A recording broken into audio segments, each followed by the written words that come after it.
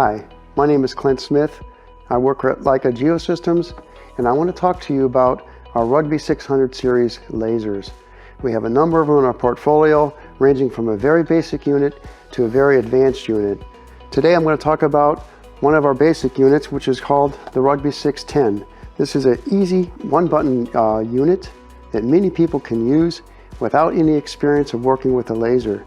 I recommend you take this and you can set it on the tripod, mount it on the tripod like this, and you simply push one button and the laser starts auto leveling. And when it's auto leveled, then it will start putting a beam in 360 degrees around the laser. This is an ideal laser if you're doing a concrete pad, or you're doing a garage pad, a parking space, maybe putting down the foundation for a terrace. This is ideal for that because there's really no hard work behind this laser. It's really a simple, straightforward laser, and I hope you enjoy using it.